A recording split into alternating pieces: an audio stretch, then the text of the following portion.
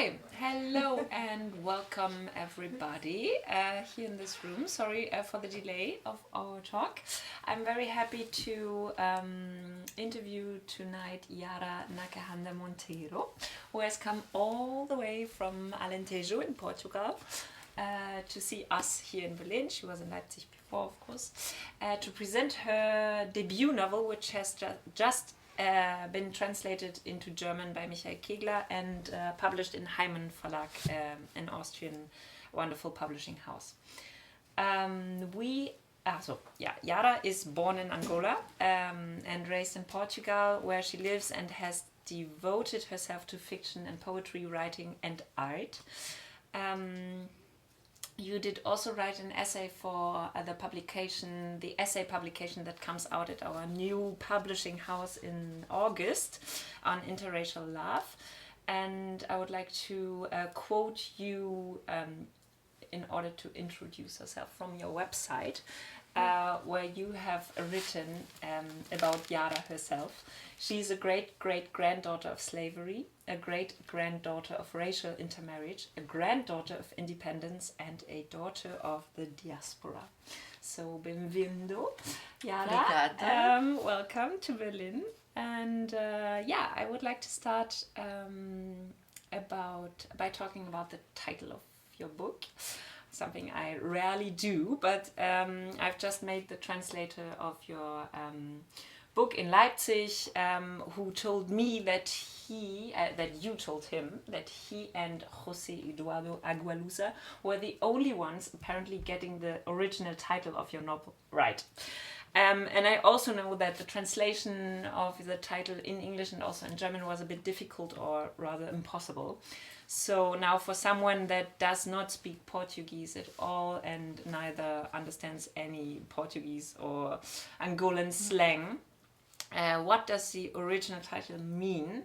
Maybe we should name it. I try. It's Essa Dama Bat Bue. Okay. So what does the title does the title mean to you, and what's relation to the story? First of all, I would like to thank everyone for being here and for InterKontinental Bookstore in Berlin for having me. It's been a pleasure. I'm very happy, and I just shared offline that this is the second time I'm on an African bookstore. So congratulations for the amazing work you were doing on taking African literature over the borders. Yeah. So the title, first I think before we talk the title, we need to talk the importance of language as a political statement. Language is political, yeah?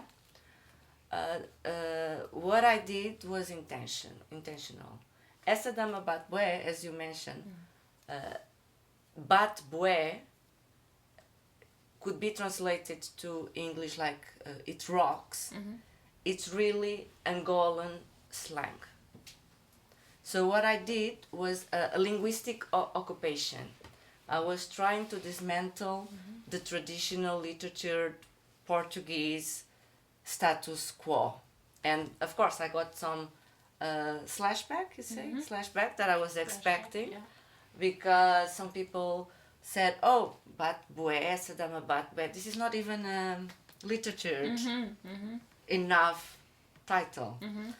But it was a way for me to demonstrate as well my Angolan identity and the contribution that also the Angolan languages, because bue comes from a traditional comes from a native Angolan language, that the word went to the Portuguese dictionary, So it was a way for me. It has made it. It has made it. Not the only one. Okay. There's plenty, but as I said, language is political as well. So for me, it was it was a way to demonstrate. Okay, even though I'm very proud of talking the colonial language that is Portuguese, I think it's important for us not to forget, and especially for me, what would have been my native language. So it's really a linguistic occupation. And Essa Dama Bat Bué, it really refers to one character of the book that I'm not gonna make a spoiler about. Okay. Me neither. We will get to the characters and all that a bit later, but since we're already talking about the title, I would love to hear something out of the book already. There's a singer, Betinho, and he performs a poem which exactly plays around the title of the novel, and Yara will read this poem in Portuguese, so you all get a grasp of like the real original language of the book, since language is political as well, and then you're also gonna read a bit of the party scene that is around the poem and the singer, right? Okay, so I will start by the poem, and just to bring some context of the poem or the rap, because some people say poem, some people might say Germans would say poem. No, because it's interesting, because it just demonstrates that rap is poetry. Yeah, definitely. Yeah, and also again, it's something that needs to be acknowledged in terms. Rap is poetry. Yeah. So it's lyric. We would call it lyric. Lyric in German. Exactly. Yeah. So. Can I rap a little bit? You can also stand. I think it's gonna be my stage moment now, because when I wrote it, it was as a rap. Yes, please. É grande dama, vive na fé, a todos ama, bate bué. Vem o dia, é problema, base a alegria, vive dilema. Luanda minha camba, uaué, Luanda minha dama, bates bué. Manos e manas, é sentimento, são rimas e sanas deste momento. Essa dama, bate bué. Luanda minha camba, uaué. Amen. Oh God! So I just decided to not read the German translation. No, I did not prepare the rap version of it, and it will just kill the poem. No, or the rap. I will not read the German translation, but it's maybe you can say 2 words about the rap. So it's about the Essa Dama, about the city of Luanda. Yeah. Maybe you can elaborate a bit on. And so, also, did you invent that rap? Yeah, that's another question I also asked for the credits. Yeah, the credits are mine. Yeah. Okay. It's going to come a day that I'm going to be a rapper as well. Okay, so a little bit of context as well. Okay, one of the most happiest moments, because at a late stage in my life, I went to live in Angola, in the city of Luanda. And as a good party girl, I used to go out a lot, yeah? And most of the people, or most of the readers, only get in contact with what I call it the exotic Africa, yeah? And for me it was very important, it was critical to bring the perspective of a cosmopolitan African city, because that's what really happens in African cities. If you go to Nairobi, if you go to Luanda, this is the vibes. You have a very young vibe. You have very stylish people. You have international music. So I can say the best places I have the best place I ever partied in my life, it was in Luanda. Yeah. And I've been partying in a lot of places, okay? I can believe that. That's well noted. So this chapter 7, it portrays this group of girls that go out partying, and there's like you have a bar and clubbing tour. Yeah, so you always start. Everyone goes to the same it's called bars. bar hopping in bar hopping? Bar hopping. Yeah, so and you always find the same people, and then the DJ knows which musics to play, and normally are these American rap musics that we all grew up with, and there's this really video clip MTV vibe that I try to translate it on my book. But this happens on closed doors. As soon one gets out, you have small kids selling cigarettes. Yeah, you still have to face poverty. You still have to face survival. So it is in Luanda. It's always present, this duality. Even though in the evening it's a party place, it's not really a equal or a equal place. Yeah, but life still goes on. And Betinho, the scene with Betinho is very important, because by the time I was living in Angola, when you stand in the line to get into the clubbing, there was also racism, there was also colorism, and that was connected with privilege. Because again, if there was some white guys, white people, it would mean they would be expats, so they would have dollars, money, so they would be the best, the first ones to get into the club. Yeah. And Betinho is this poetry street guy, yeah, that wants also to try to get into the club, but is not allowed to get into the club. But he gets into the club with these poles, yeah, and during when he's telling this poem, I think this is a very beautiful and for me powerful scene. He passes his hat, like almost asking for money, and a white guy tried to put money and basically says, not everything is for sale. Yeah, so for me that's very powerful, something, that's what I was trying to create. Yeah. So, and this is the celebration of Luanda, of course. Fantastic. Would you like to read that party scene to us? Yes, I see. Just if you want. I just talk, yeah, that's my problem. So, yeah, Yara and I, we decided democratically that, so I'm going to read a bit also from the German translation, about 10 minutes, but I really wanted everyone, including me, to grasp like more of the original feeling of the novel. So Yara will read a bit of the scene around that rap poem. Durante o caminho, miúdos correm atrás de nós. Assusto-me várias vezes. Catila ri-se. Tá onde o meu puto Tonho? Procura Catila no grupo de miúdos. Vou chamar, diz um deles antes de sair disparado a correr. Nós continuamos a andar por mais uns 6 metros até chegar à porta do bar. Madrinha, madrinha, já cheguei. Estás fixe? Dá aí 2 Marlboro vermelho. Tonho não deve ter 13 anos. Todavia transita cigarros e dinheiro fora de horas.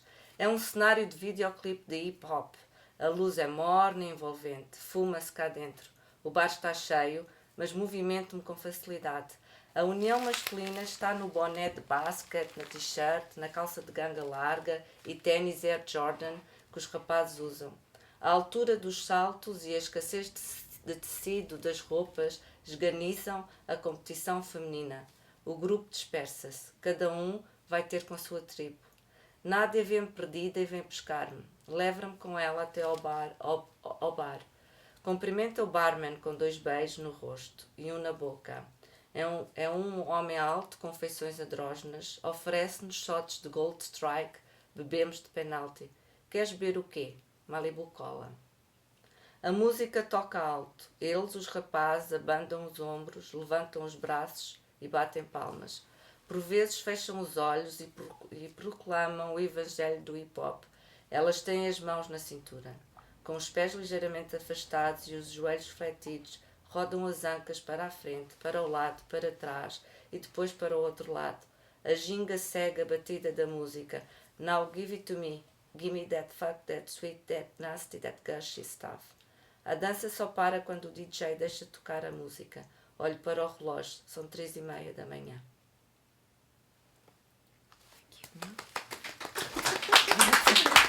I know what you were talking about since I have read the book already. And I just said the words. No, wonderful, really. The F word in front of everything.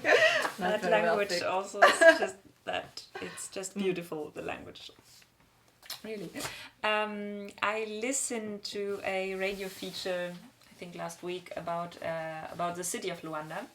And there was a sentence, I'm going to quote that: Luanda is like a history book carved in stone from which many pages have been torn out. And I really like that metaphor a lot, maybe because I thought about it, and maybe because as a Berliner I could somehow relate to it, like how history is somehow like torn out of the book, but then also on the other hand like put in stone and put in front of everybody, so like the whole world can see it. Like we choose the parts of the history we want to remember, we want to see. And then at the other hand, I liked it also very much because it reminded me of the many metaphors you are using in the book, because you do that like a lot, and then you manage to link the metaphors to the personal story of Vittoria, who we will come to now, who's basically your main character in the book, a young black woman who's looking for her mother, Rosa Chitula, who was a former independence fighter. And I would like you to maybe introduce Vittoria as a character, and also how she came to live with her grandparents, before I'm gonna read the German translation of Vittoria's family fleeing from Angola. Okay, cool. So, as you said, the main character is Vittoria. She's this young woman that decides to break with the white patriarchal status quo. So she left the country with her grandparents because her mother, she was a soldier, a woman soldier in the independence war and also in the civil war. So at some point the mother went to give Vittoria to her parents to be raised, but due to the civil war context, the family fled to Portugal. So she had, like, imagine she was raised like to be this good wife, went to private boarding school, had a stable job, had already a fiancé, but on her inside she knew this was not her. So the trigger for a self-discover journey, it's the search of her mother. So it's when she decides to go to Angola to look to her mother, to look for her African roots, to look for her identity as a woman, but also as a black woman in society. Thank you. Yeah, we'll come to that later also. But now we are starting, so I'm gonna read from a part at the almost very beginning, where the family has packed their stuff, and they are basically heading to the airport, but they are making a stop because the grandfather, the patriarch, decides to go to see a soba. Maybe you can just say in 2 words. It's the mayor of the municipality. Yeah, okay. But in a white system, that's what could be compared. In an African system, in an Angola system, it's the most respectable a person in the hierarchy. So it's someone with quite a lot of. Okay, so I'm gonna read from that now. Wir fahren ins Dorf des Soba, sagt er, und alle wundern sich. Seine Anweisungen nicht zu befolgen oder nach Gründen zu fragen, wagt niemand. Je näher wir dem Dorf kommen, desto deutlicher wird, dass das offensichtlichste Zeichen des Krieges die Stille ist, die sich über alles gelegt hat. Selbst das trockene Gras rechts und links der Straße hält den Atem an. Im Auto bleibt hartnäckig nur mein Weinen zu hören. Mit weit aufgerissenem Mund schüttelt mein Kopf hin und her und sucht vergeblich nach Erminias Ammenbrust. Meine Tanten und Großmutter versuchen mich zu beruhigen, meine Verzweiflung bringen sie nicht zum Verstummen. Erminia und ihre Brust sind nicht mitgekommen. Es ist 7:20, der Morgennebel hat sich um diese Zeit schon verzogen. In der Ferne sieht man, was von dem mächtigen afrikanischen Feigenbaum der Mulemba des Soba noch übrig ist. Das einst üppige grüne Blätterdach ist nur noch eine dürre Krone. Der Krieg verschlingt unsere Würde, lange bevor wir ihn selbst spüren, denkt Antonio, mit Blick auf den Baum. Großvater steigt als erstes aus dem Geländewagen. Er macht den Kofferraum auf und zieht einen schweren Leinensack heraus. Er sagt uns, wir sollten ebenfalls aussteigen und mit ihm kommen. Großmutter, Tante Franziska und Isaltina gehorchen. Caculeto will eifrig, die Damen sind bei mir sicher, mitkommen, das Schießgewehr in der Hand, aber Großvaters Zeigefinger malt augenblicklich eine Art Kreis in die Luft. Caculeto versteht die einfache Geste. Wer hat gesagt, dass du etwas tun sollst? Macht kehrt und setzt sich wieder hinters Steuer. Soba Katimba kommt seinem Freund lächelnd entgegen. Noch bevor er Großvater mit einer Umarmung begrüßt, verleiht er seiner Freude Ausdruck. Oh, Kisua, Kia, Kufu, Kimochi. Großvater erwidert das Sprichwort. Man stirbt nur an einem Tag, zweimal stirbt niemand. Sie umarmen sich und küssen sich rechts und links auf die Wange. Diese Kabiris werden getötet, versichert der Soba. Ich bin wie das Kudu, die Antilope. So schnell kriegen sie mich nicht, erklärt Großvater. Mein Schreien wird lauter und nun auch von wildem Gestrampel begleitet. Das Kind will die Erde spüren, sagt Katimba und deutet auf den Boden. Es stimmt. Kaum hat man mich ins Gras gesetzt, höre ich auf zu weinen. Katimba blickt voraus und sieht Widrigkeiten auf seinen Freund zukommen. Die Tochter gerät nach der Mutter, knurrt er mit zusammengebissenen Zähnen und meint mich. Nach ausgiebiger Begrüßung begeben sich Großvater und Katimba unter den Feigenbaum. Der massive Ebenholzstuhl des Soba steht nicht mehr da. Auch keine Sitzgelegenheiten mehr für die Besucher. Großvater geht wie Katimba in die Hocke und lehnt sich gegen den Stamm des Mulemba. Diesmal geht es bei seinem Besuch nicht um die übliche Schachpartie mit dem Soba. Haka, ruft Katimba aus und setzt sich nun ganz auf den Boden. Es ist so ermüdend, fährt er mit seinem Lamento fort. Kinder von unterschiedlichen Vätern, aber doch aus dem gleichen Bauch. Sie kämpfen gegeneinander, vergewaltigen ihre Schwestern, versorgen die Nichten und Neffen mit Waffen. Wir sind verhext worden, Haka. Großvater weiß nicht, was er antworten soll und versucht seinen Freund zu trösten, indem er ihm eine Zigarette ansteckt. Dann steckt er sich selbst eine an. Nun sitzen sie beide da, sagen nichts mehr. Im Krieg können Worte wie Munition sein, wertvoll.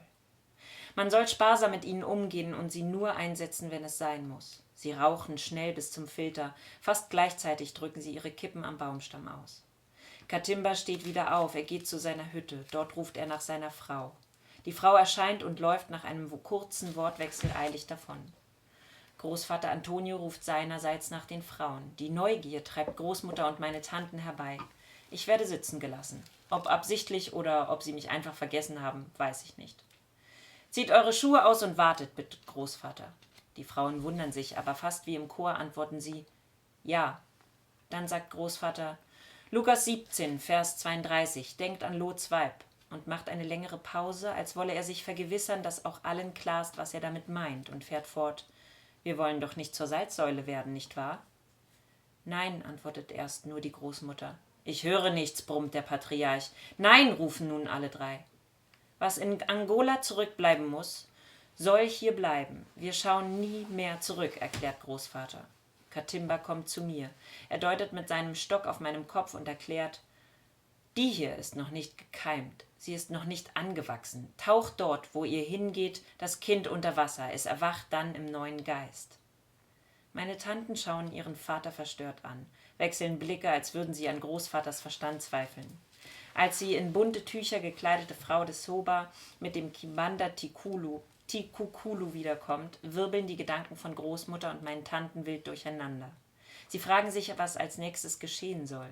Die Frau des Soba verschwindet in ihrer Hütte. All das hier geht sie nichts an. Tikukulu, der traditionelle Heiler, setzt sich mit Großvater und dem Soba zusammen. Worüber sie sprechen, ist nicht zu hören. Alle drei schütteln den Kopf und dann ist das Gespräch beendet. Der Pakt, den sie gerade gesprochen haben, besiegelt. Die Ehrfurcht gebietet es den Frauen, keine Fragen zu stellen und auch nicht zu klagen. Sie beobachten nur. Großmutter Elisa sieht, wie ihr Mann seine Schuhe auszieht, dann die Socken. Sie muss zweimal hinschauen und rückt ihre Brille zurecht, um ganz sicher zu sein, dass sie sich das alles nicht einbildet. Nicht einmal im Schlafzimmer hat sie Antonio je barfuß gesehen.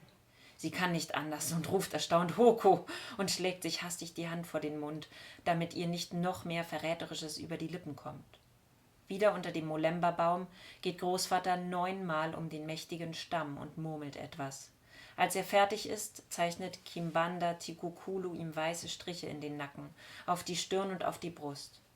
»Elisa, geh, zieh die Schuhe aus und geh 9-mal um den Molemba«, sagt bei jeder Runde, »was hier bleibt, soll hier bleiben«, befiehlt er.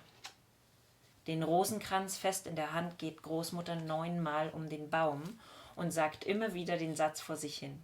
Allerdings nicht überzeugend. Weder will sie ihre Tochter Rosa vergessen, noch Angola. Nach Großmutter Elisa sind Tante Isaltina und Tante Franziska dran. Katimba beendet die Zeremonie mit den Worten: »Was nicht mit euch fortgeht, wird hier bleiben. Wer nicht bei euch ist, wird hier sterben.« Und dann klopft er 3-mal mit seinem Stock auf die trockene Erde. Okay, I'm gonna stop here. So,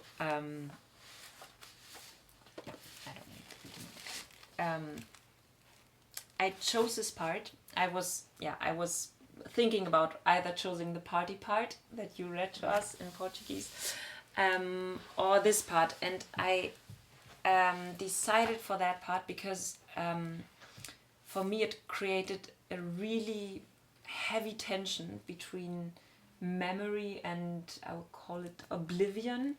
And I was also fascinated by the ritual of the Molemba and then the connection to apparently the Catholicism with the Rosenkranz, which I genau. And Vittoria, the main character, is only 2 years old, just as old as you were also when you arrived, when you fled Angola. So I wanted to know what the role behind the whole ritual was for you in the book and for the story, but also maybe for your personal story and family story. Congratulations, because it's the first time that the moderator picks this this scene. And for me, it's one of the most important scenes of the book. Okay, well, and that's great. No, it was very well picked, and you're gonna now understand why. And I say that my book is 100% autobiographical and 100% fiction, and this scene really translates what I'm gonna say. The book starts with the sentence: "My first memory is a tree, I believe. My second one is a wave." And this is Victoria, the main character, talking. Yeah? Me, Yara Nakahanda Monteiro, my first memory, as I recall, has been, since I was a kid, it's a wave. And it was a wave in the Portuguese Sea when we moved to Portugal. It's a wave from Praia das Maçãs, and I still have this very present. I was with my grandmother inside the sea. And that's why the way I wanted to play with the character story and my story, and I did this ritual. That's why also Victoria, the guy say, Katimba say, you need to put her in the water when they arrive. Yeah? So that's one giveaway that I'm telling you as readers, on the creative process. The second one, it's the ritual itself was used by the colonial masters with the Africans that were enslaved. So it was common in Senegal. So before they board the people to the boats, they would make them do these turns on the tree. And it was calling the forgotten, sorry my English, ritual. So it was a way for them, for these people that had been enslaved, to lose their identity. And when they would finish, before they would board, they would also get a new name. So I also put that on this scene. And what happened? Because also you have this, I was raised in a very Christian family. So Lazaro is also was there, because even though it was very common to know this book, this biblical passage, never look back, just because if you're gonna look back, like the wife of Lazarus, you're gonna turn yourself in a salt status.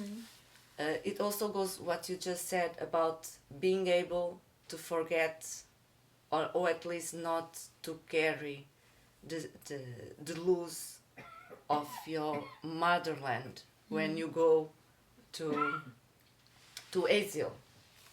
And in so they do this, and it would be a ritual, I would say, that me, Yara, I think my family would have benefit from that. Because if it would have worked. If it would have worked. Because that's what it's about, right? So it doesn't work. It didn't work, yeah, exactly. Course, yeah. So it didn't work. It didn't even, and it should have worked for my grandfather. That for him it didn't work at all. Yeah. So it was like, it's quite a very strong scene. Yeah, I think so too. Absolutely. Yeah, but that was the rationale, and it goes back about all these things that we people and families, what we lose when we migrate, when we live into exile, what do we decide to leave behind in order to be able to build a new life. Yeah, it's also a lot about loss and hope that comes right with migration. If it's forced or not, I mean, it can go both ways. Yeah. When Vitória arrives then in Angola, so that's 20 years later, right? So the civil war has just ended, and Vitória is going back she has been raised in Portugal, and she's going back to Angola.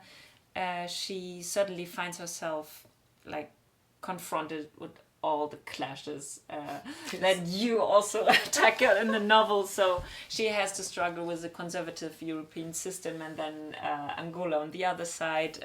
There are topics like ethnicity, class, culture, all the themes you try to tackle, and she apparently did not give much attention to these themes before. Nevertheless, after a couple of months, she feels unable to go back.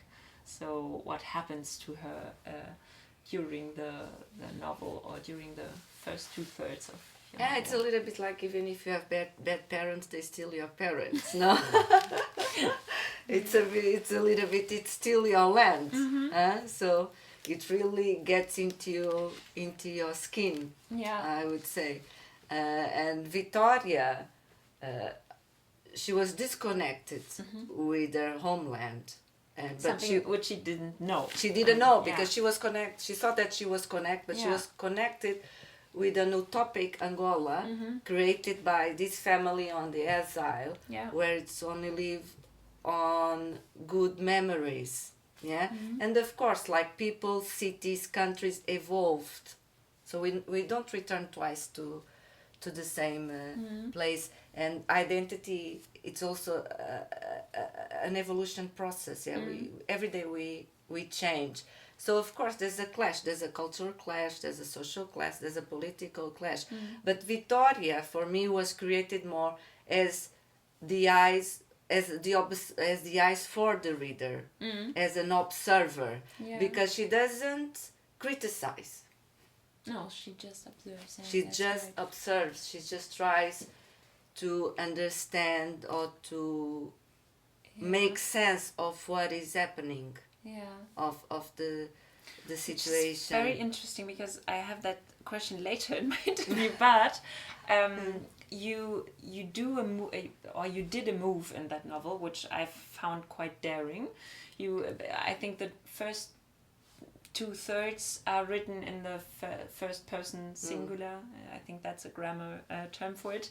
So through Vittoria's eyes, the reader's really following her life, her identity questions and all. But then you change that, and suddenly, like the end of the book or the last third is written in the still out of Vittoria's perspective, but you don't use the first person singular anymore. You use the third person. Someone is telling a story. Yeah, and this was also a clash for me when I read this. I thought like, oh, that's daring. And then I thought maybe she comes back. Maybe you go back to the original version of telling the story, and you don't. And that just left me like, yeah, I don't want to spoil at the end, but yeah, it's a bit like Vittoria does not really find the answers to the question she wants to find in Angola, and it's I don't really know what to think about the end of your novel. Yeah, but how? Yeah, why did you choose that? Because it's really yeah. When there is a change of the narrative voice, it's when Vittoria, she was born in Angola, in Huambo, not in Luanda, but in Huambo, and she moves from Luanda to Huambo. Yeah. And Luanda, it's a very energetic city. It was a place where Vittoria could not reflect on her own identity, where she was looking for clues about her mother, about her history. In Huambo, she finds an ex-soldier, also that was also a colleague. Not colleague. A companion. A companion of her mother in the war. Yeah. And it is when she learns that her native name is not Vittoria. It's Yaula. And the naming also, it's a process of identity. And without spoiling, it's when she removes her white and European heritage, and white skin. She cuts her hair. You may recall. I do. She cuts her hair in the bathroom. I do. And it's when I changed the narrative voice, because I didn't know that. Yeah, I didn't. Because black women, they don't have opportunities to tell their stories. Right. That's why someone tells a story for her. Okay. That's the trigger. Oh, I'm going to read that part again. You need to read that part. And you know there is something, or at least I try, maybe I didn't do well enough, I don't know. But you know there's something's going to happen when Mamaju, it's the companion, when when you see, I believe I'm a very spiritual person as well, yeah? And there's a part that Mamaju, in that morning, she wakes up and she sees a dead bird. And the dead bird, she sees a dead bird in the window. And a dead bird means renewal. Renewal, yes. Renovação, renewal. And she picks up the bird to put it in the garbage. But on the way, she sees Vittoria coming out of the bathroom with her short hair and realize, oh, she's a new person. And she tells her name, Yaula. Fantastic. So That's I what I knew tried there to was do. a story about And then I didn't explain it well enough. But at least this was my creative process. You did. I mean, as someone that, who has read the book. No, it's those well, who will read the book. A lot of people make that question, yes. Definitely. But that's because the it's scene. really surprising, and it's also, as I said, daring. Not everyone does that, and uses that form of stylistic. I mean, it's a stylistic form of putting what you wanted to say in form. No, it's beautiful, and I'm going to reread the change of the narrative perspective, definitely. Let's talk a bit about the male characters of your book, because they are basically not there. Also, it's we're used to that, no? We're used to that. No, there's. I read the women part not be there of the patriarch. Of course, Antonio. He's there in the beginning, and I did not really like him. He seems to be a loving man, but I did not sympathize with him at all. And then also there's another quite important man. It's a General Windu.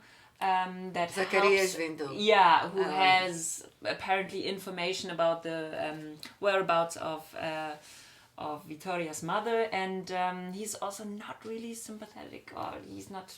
One cannot sympathize with him, and he also like him seems a to lot. be. He likes poetry. I think a lot. he's really violent, also in a way. But he likes And- poetry.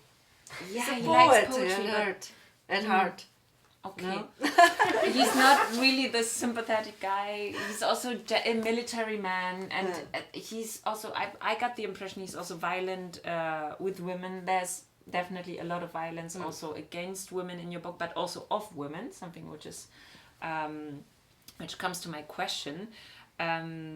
First, maybe what is your own personal connection to women freedom fighters? And then something which I found even more interesting when I listened to the Blaue Sofa talk that you did in Leipzig was that the journalist asked the question about, or maybe it was in your answer, about the connection between motherhood and women as characters of a novel, but also as women as fighters.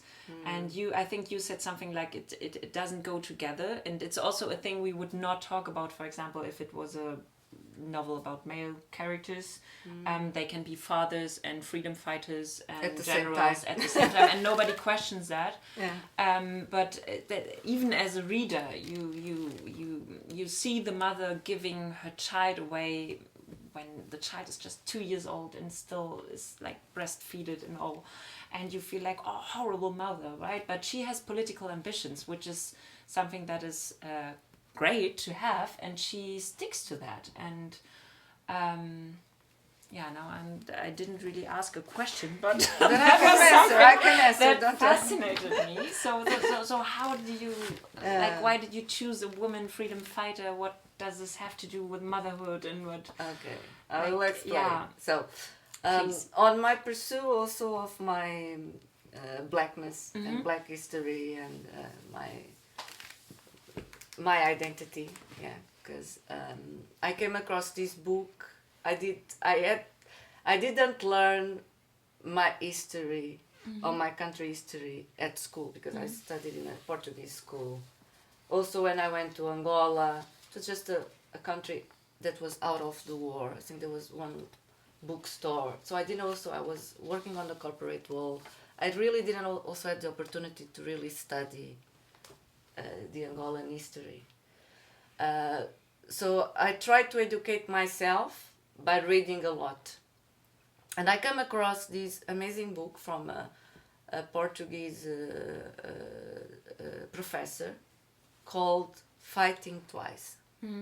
And it's a sociological book, so it's a PhD thesis, where in fact she in fact was one also soldier in Angola. So she went back to Angola and did all these interviews with women, ex-soldiers, and how penalized they were in the end of the war, because they didn't have the recognition like the male counterparts had in terms of political and even social benefits. And that was so strong for me that I said, I want to put this on my book. Okay? That was the first one. Yeah. The second one, again, very personal in this sense. I'm in a stable relationship, and as a woman, I don't feel a connection with maternity.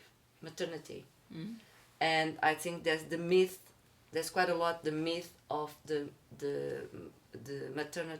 maternal love, that it's connect with the traditional definition of being a female. Yeah. So, and I wanted also to put that in the book, in the sense, first, it doesn't mean that because and also this is how the first chapter starts. Victoria acknowledged that her mother loved more the causes of the political causes than herself. But we don't know. Maybe the mother thought that it was better to give it to a safe home. Yeah, definitely. Yeah, we don't know. Yeah. Yeah, that's also an interpretation that we do. Yeah, because we read the novel through, or the story through Victoria's eyes, so we are supposed to but believe she what feels, she believes. of course, but she feels, again, that this, there's this myth about the maternal love, that it's imposed to define a gender. Yeah, interesting. And women, we more than a reproductive system, we more than, it doesn't mean that we don't have kids, that we don't care. We still care. Yeah. I mean, it's not about love. It's not about love goes, and also love goes beyond giving birth. Yeah. Yeah. God, I have so many more questions. And I talk a lot. No, not at all. I just feel like I'm skipping some questions, but I still have some. Talking about the history, because you mentioned you did not really learn the history of your country or even your identity also in school. I was wondering whether you want to share, or whether you know how your novel was received in Brazil, because I mean obviously it has come out in Brazil. It was published in Brazil as well, and then also in the English translation, and now in the German. We are still waiting for the huge press, but it will come definitely. But I want to know how. Did you see, like, was there something mentionable in the reception of your book, in interviews you had or talks you had to like normal readers? Yeah, of course. Yeah, and this is something very important to flag. I felt there was quite a different welcome on this history if I compare what happened in Portugal and what happened in Brazil, because there's a different understanding of there's a different perspective of the same story and history. So Portugal is still a country that it's on denial about the colonialism, about the slavery trade and so on. So for instance, I remember there was the book got a review on one of the biggest newspapers, and very well I decided to go see the comments. The comments on like Facebook comments, Yeah. And because there was exactly this first big quote, and they put that on red letters like the headline, and then it was the majority of the comments was, I really don't know what these people come to do here, why they don't go back to their land, here again talking about colonialism when you're gonna get over it. Completely different perspective in Brazil. Because Brazil, there's a much more. It was also colonized, and they also have a struggle still to release them from colonialism, because there's quite a lot of racism in the country. I felt, wow, someone quite understood. Someone quite understood the book. The English version is interesting because it's like, again, as I say, language is culture, literature is also about culture. You need, when we also read the book, we need to understand the historical, political and social context. For instance, in Portugal, when it was published in South Africa, I remember talking with my publisher, because I still use a lot of, and also I had this in the German edition. If I want to talk about colonialism, special Portuguese colonialism, I need to talk about color and tones, shades of blackness or shades of whiteness, because color was part of the social hierarchy. You cannot write a book on this time and period without talking what are the implications if you are light skin, black, if you are black skin, dark skin, black, or if you are white. So you cannot talk about Portuguese colonialism without mentioning the word race. Yeah. So considering the German also history, it's difficult to can we translate this in different cultures, but it is what it is, and we cannot forget that color still as a social badge. Yeah, and I mean, it's good they use the glossary. I'm not a huge fan of glossaries, but still it helps in your novel as well. I mean, in the German translation, and it's also, I mean, the more novels talk about the themes in a from a good perspective, I say, or from a also original perspective, then the more maybe the word race can also come into the German context and be used and like for the real purpose that is important to use it for. But that's another discussion maybe. But yeah, interesting how it was received. I read in one of the interviews that you have done that someone compared your writing with Paul Auster's and Toni Morrison's. Oh, that's quite a flattering. And I said, wow, that is a huge compliment, I guess. But then I was also thinking, okay, these are also very American-rooted writers. So just out of interest, are you seeing yourself or your writing in a narrative tradition? Or who are the writer heroes you are looking up to? Yeah, I'm learning and to you be are more, not obliged to mention the writers that are sitting. No, they're both an inspiration, and they just we just write. And normally I say some heroes. No, because we Nig and Karla, after it's here. Sometimes people say we just following the steps that other people. We just continue to tell the story. It's like that's beautiful. No, it's true. We have like the official story. You could almost draw an official story of the world, of the countries, and then you can draw a line of literature. Yeah. And in our country we have the old ones, Manuel Rui, or Agualusa, or Pepetela, and then we come. Our generation is telling exactly the diaspora, the civil war. So it's all that. Going back to your question, because I already I read I come from an HR background. Of course, I always loved to. Before I became a writer, I was always a reader, and I was always in love. I like difficult. I'm a little bit masochist, and I like difficult. Yeah, the same reading people. Like I don't find that old Paul Auster easy to read. No, he's not. No. It's one of those readings that, okay, Yara, you need to hold on, because this is gonna get you somewhere. And this is the blowing. I like the blowing. Okay. Yeah. I So see. yes, I read a lot of Paul Morrison. Oh, that's a beautiful, Maybe it's the album. beautiful intermarriage. Paul Auster.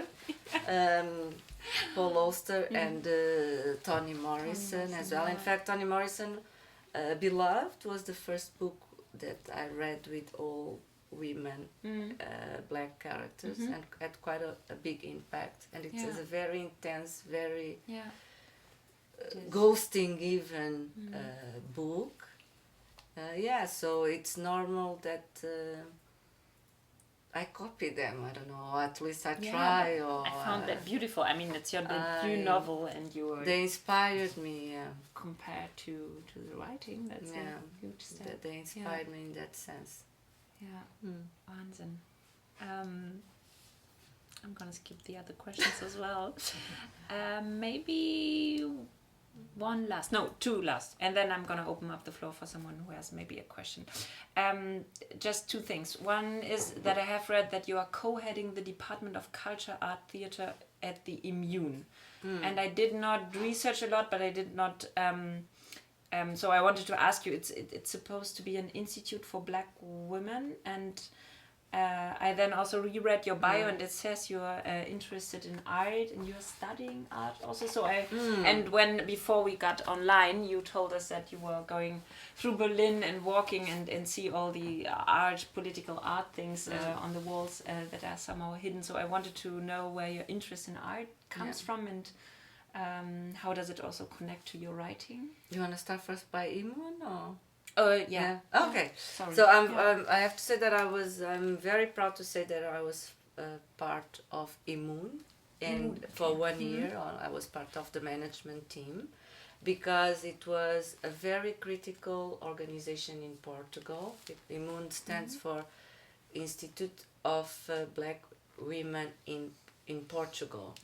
So it was quite also a political and activist statement of that organization, that in fact was created by the first deputy, you say that, the first parliament black woman that won deputy, Joacim Catar Moreira. So it was, and it is an institute really focused on bringing social awareness and on the racism, on inequality, and of course on also demonstrate the importance of black women in Portugal, black Portuguese women in Portugal. Yeah. So that was quite a very, I would say, important experience for my profile, because I came across very difficult situations as well, that sometimes we don't are aware how unfair is the law, and how we keep people on a poverty cycle due to lack of regulation, for instance, for them to get permitted residence. And then of course these women, they tend to be clean ladies, it's the invisible population. So I also I find visual arts as a stream of my creativity. I'm still a little bit shy on showing my work, but I think it will come. This is why I didn't find. Yeah, that's why it was. I just updated my website. I put them. I said no, I'm gonna take them out again. But I can tell that I'm doing what I call visual essays. Yeah, it's like a visual essays. Okay. So that's why I observe a lot, and I do some work also. I like to do digital collage. I study contemporary art. It's something that I still have to become more serious about. So, but for instance, my poetry book that was just launched in Portugal, it's already a combination of poetry, written poetry, and visual poetry. So it was the beginning of it. Yeah. Sounds good. So it influences. But it will come. Okay, we'll wait for that. So leading fantastically to my last question, what can we read next? What are you working on something? I know this novel has just come out in German, but it has been published 4 years ago. I'm finishing. I'm editing. Editing is very important. Everyone tells me. But I hate editing. I hate. I'm not a very detailed person. I hate it. So I'm working. Like if you can have a big theme, it's around the evolution of friendship. Okay. In one's life. How did our childhood friendship change until in my 40s, for instance? Do we keep the same friends? Yeah. Do we have new friends?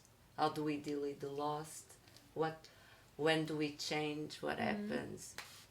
And what happens when we leave the neighborhood? Okay. Yeah. Sounds good. So in big lines. Sounds interesting. Thank you so much, Yara. yeah, I'm finished. I had so many more questions. I'm so sorry about that. It's always when you write an interview and you prepare, you think, oh, that's not going to be enough. Yeah. But of course, we had a beautiful conversation. I think, at least, I really liked talking to you. I want to open up the floor. We have some guests here in the audience. We might have some online questions if people did not get lost by moving from one internet institution to another. But please, if someone has a question, Yara is here and will answer it. Have you ever opened up the floor in German? It's so funny because I don't know if it's the only country, but you always need an icebreaker question. When Stephanie and I worked at the university, so we always had, so in order also to avoid the typical African, it was about African politics mostly, and I always wanted to avoid the China question because it always came. Definitely, it was one of the first questions, the China question. So I always prepared kind of an icebreaker question in order to lead the whole discussion in a good direction because, but that was politics and now it's literature. So questions can be about everything. No? Kate, question? Okay. No? Okay, cool. I'm still thinking about the visual essays and the digital collage.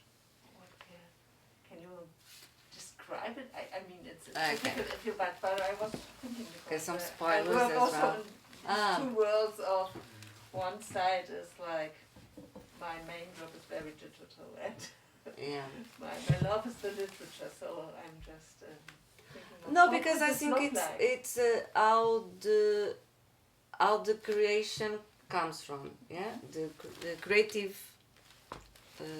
expression comes.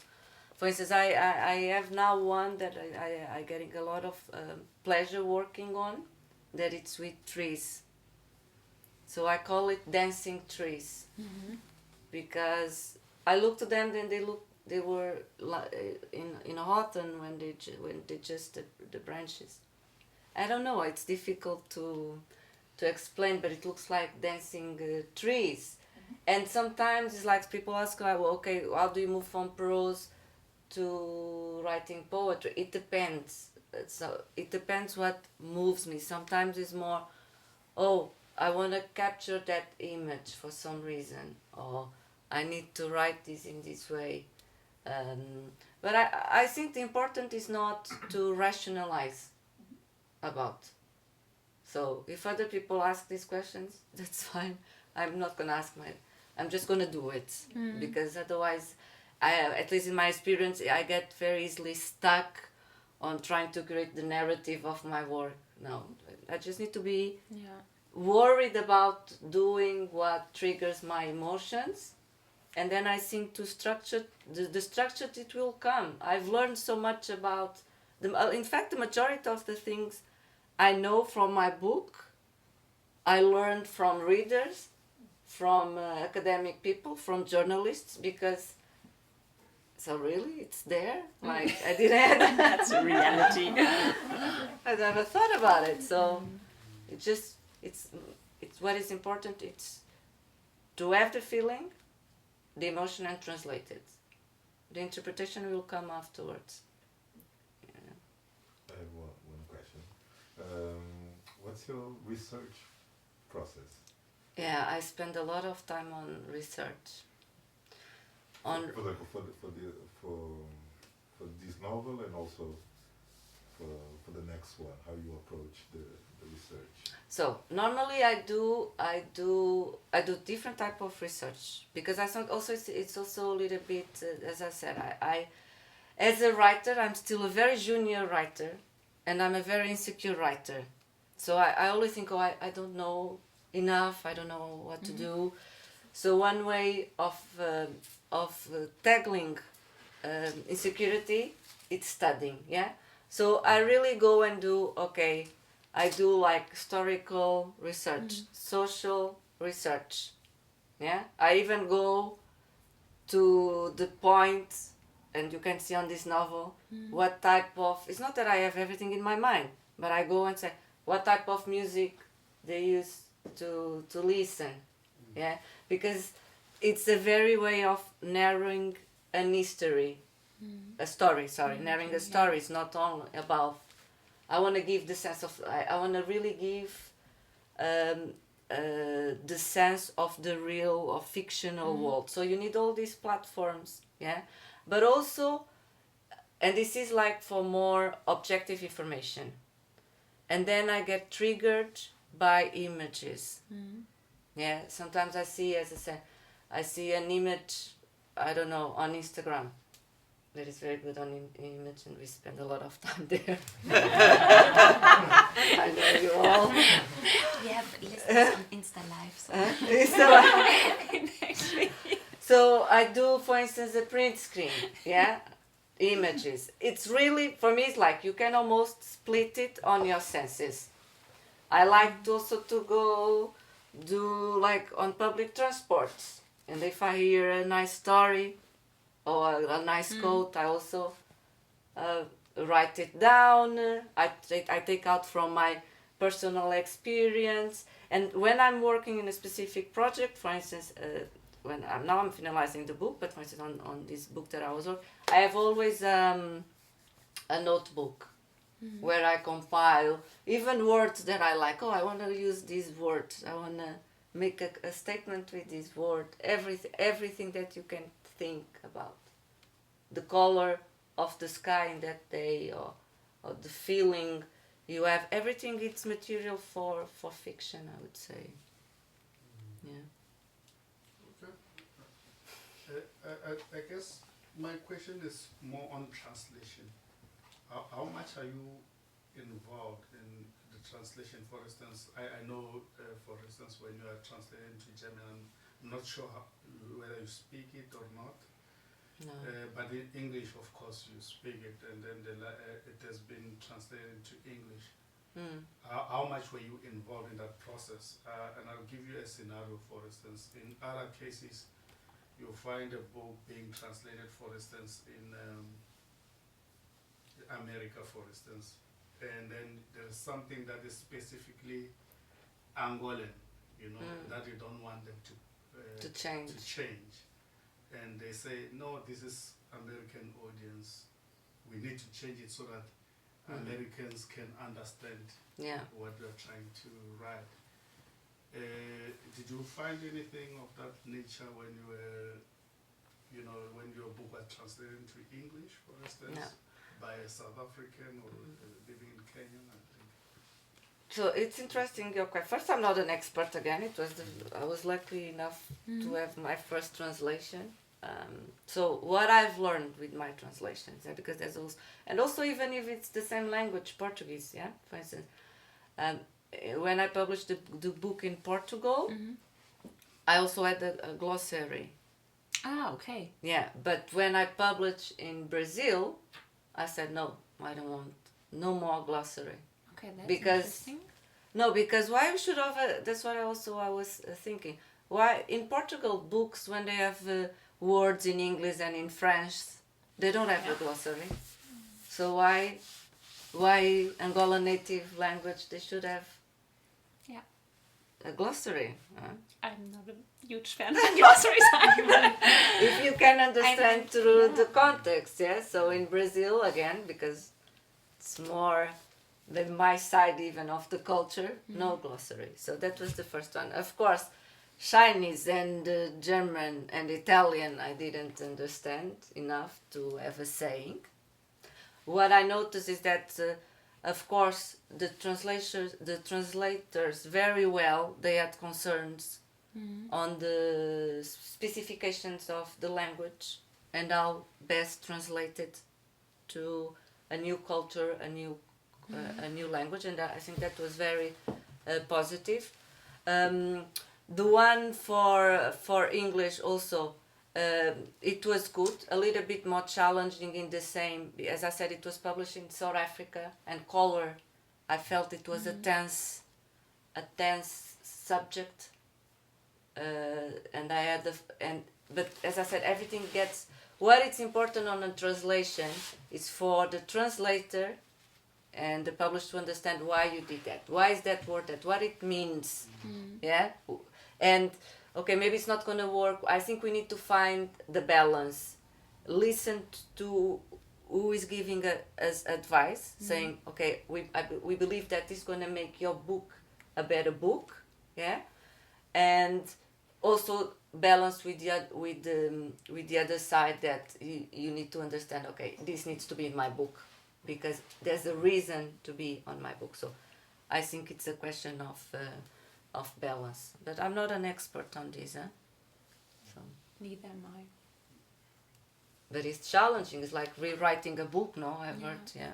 I think it's also, I think even Unique said it once to me, a translator, or for you at least, a translator was always a good translator when she or he reaches out to the author, even though you if don't a translator speak don't German comes to you, it's not going to be a good translation.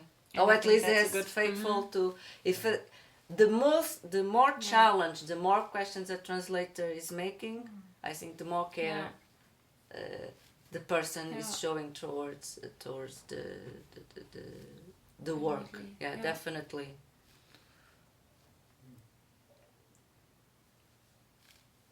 Great. Yeah. Yeah? We did it. So, shall we say muito obrigada? Na Dampandula e num bundo, and muito obrigada and Thank you. schön. Yeah, Dankeschön. That's a turn. Thank you so much.